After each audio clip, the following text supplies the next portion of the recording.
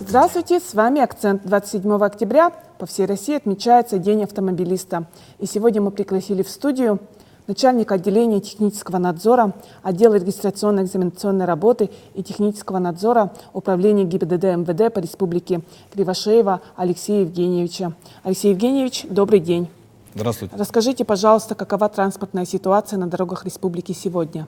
На сегодняшний день нам удалось снизить количество дорожно-транспортных происшествий, погибших и раненых по всем трем основным показателям.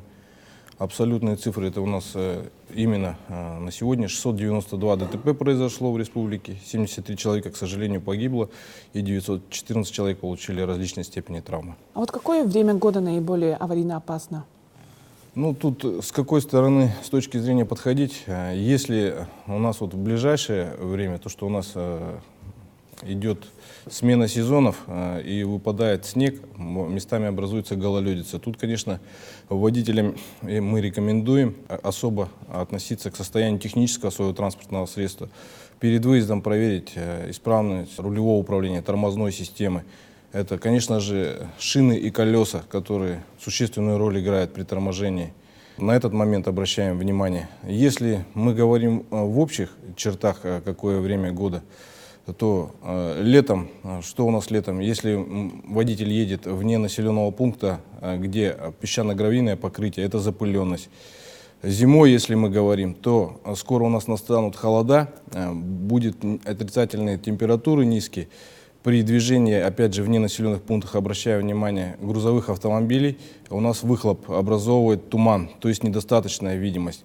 Поэтому тут необходимо быть очень внимательными и осторожными. Почему я обращаю внимание на, скажем так, движение вне населенных пунктов? Потому что из учета анализа дорожно-транспортных происшествий у нас наибольшая тяжесть ДТП — это вне населенных пунктов, именно на дорогах. Потому что протяженности у нас в республике дорог большие, качество дорог улучшается, водители не соблюдают безопасную скорость движения иногда.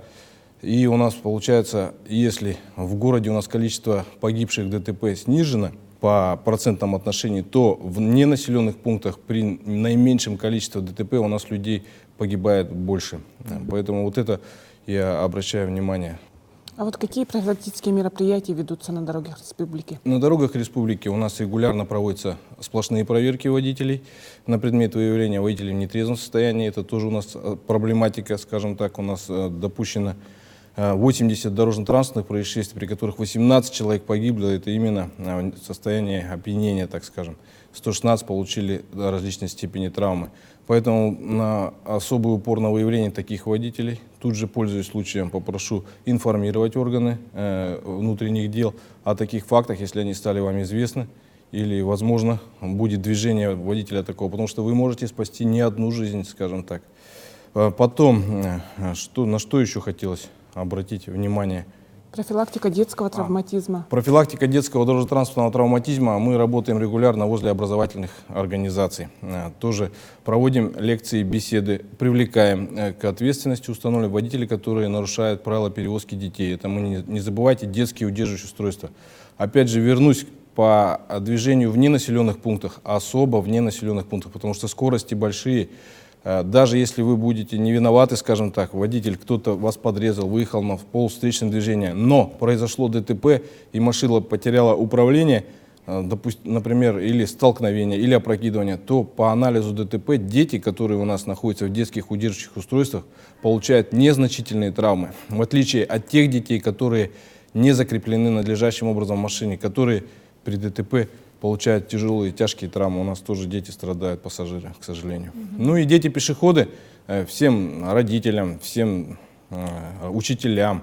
Это светоотражающие элементы, это отработка прохода ребенка в школу с дома и назад. Конечно, ребенок должен идти по пешеходному переходу, должен убедиться, что его пропускает машина, потому что водители у нас не всегда дисциплинированы. С этим мы тоже боремся и проводим сплошные проверки. Алексей Евгеньевич, если вот затронуть тему безопасности пассажирских перевозок, да, какова ситуация с водителями междугородних такси?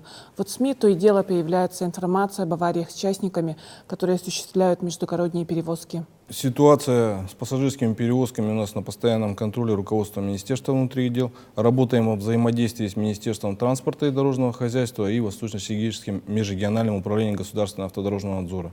На постоянной основе проводятся с утвержденными графиками рейдовые мероприятия, проверки таких водителей, которые осуществляют перевозки. Ну и, соответственно, выявляется множество нарушений. У нас проблематика, конечно же, это нарушение режима труда и отдыха. Еще многие водители не установили тахограф, или он у них неисправен, или не получили карточку тахографа, осуществляют такие перевозки. Поэтому это у нас на особом контроле. Также в чем у нас еще проблематика? Водители нарушают, которые осуществляют перевозки пассажиров, опять же, скоростной режим. Не всегда учитывают погодные условия. У нас ряд примеров ДТП в этом году, именно где водители, допущенные в установленном порядке к перевозке пассажиров, это индивидуальные предприниматели, допустили ДТП, в том числе с тяжкими последствиями. Я напомню, у нас ДТП было в Горном районе летом, при котором 3 человека погибли, к сожалению. Там предварительно следствие еще работает, но предварительно усматривается вина водителя-перевозчика, который выехал на полос предназначенный для встречного движения, совершил столкновение с встречной автомашиной. Принятыми мерами мы все-таки переломили ситуацию с нелегальными перевозчиками. У нас снижено количество дорожно-транспортных происшествий и допущено всего одно ДТП с погибшим.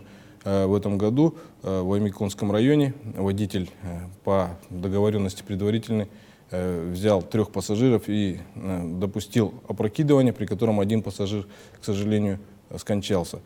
По межрайонному такси скажу еще, что с следственными органами взаимодействуем. У нас выявлено 15 фактов, когда водители управляли транспортным средством с нарушением, скажем так, технического состояния транспортного средства. Это установка дополнительных сидений, иные нарушения, по которым следственные органы возбуждены уголовные дела.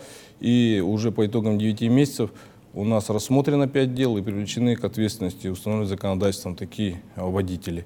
В том числе и нелегальные перевозчики среди них есть. На уровне правительства решается вопрос открытия межрайонных перевозок официальных.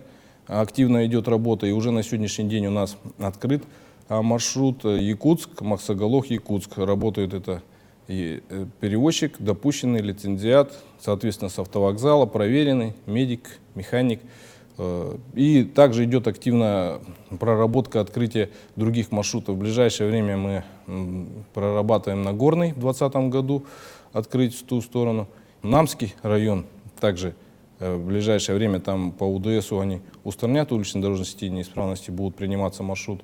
То есть в этом направлении тоже работа идет, чтобы, скажем так, создать конкуренцию недобросовестным перевозчикам и допустить на рынок, скажем так, ответственных пассажирских перевозчиков. Вот так вот. Алексей Евгеньевич, спасибо вам большое за интересную беседу. И у вас есть возможность поздравить своих коллег, автомобилистов.